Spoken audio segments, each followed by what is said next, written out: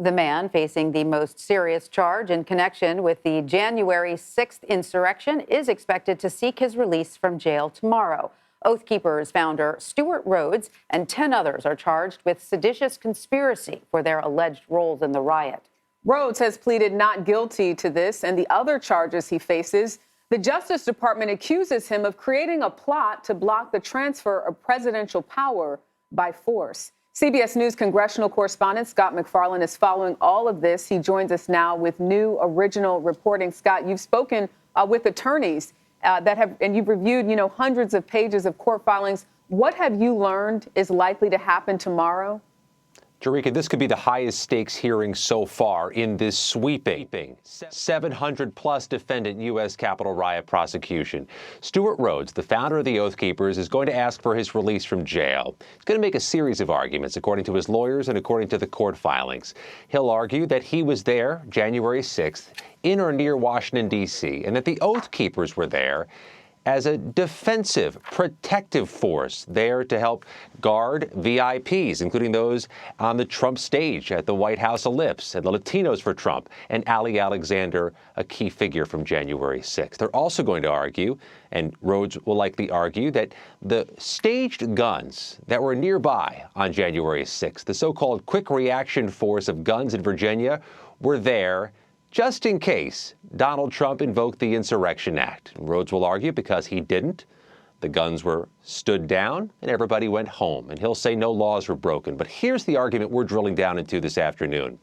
Rhodes is going to argue tomorrow that the Oath Keepers, using what the feds call a military stack formation, breached into the Capitol because they were responding to reports of a shooting. A woman had been shot, a reference to Ashley Babbitt. But here's the timeline CBS News has compiled. The feds have argued the military stack formed there on the east steps of the Capitol at about 2:30 in the afternoon, January 6th. The feds have argued the stack got inside the Capitol in those images at 2:40, 2:41 p.m. Ashley Babbitt wasn't shot until 2:43, according to a U.S. Senate review. That timeline comes from court filings. It does not correspond with what Stewart Rhodes expects to argue tomorrow. So we'll drill down on that during the hearings. But Stewart Rhodes, the highest level, highest profile defendant, will, Jericka and Tanya, seek release from jail tomorrow.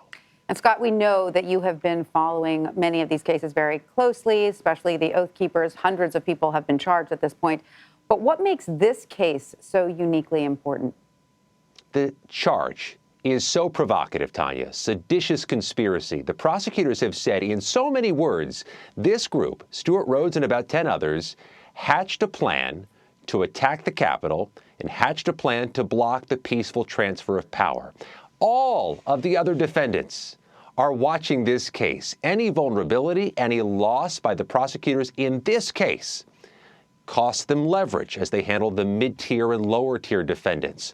The trial is set for late summer, likely in September. That's a long wait. There are a lot of motions between now and then, but Stewart Rhodes right now is a face, if not the face, of the largest criminal prosecution in U.S. history. And I know there's a lot of interest, Scott MacFarlane, the stories you've been doing that get a lot of eyeballs on Twitter when I retweet them. So we'll all be watching. Scott MacFarlane, thank you. Thanks, Scott.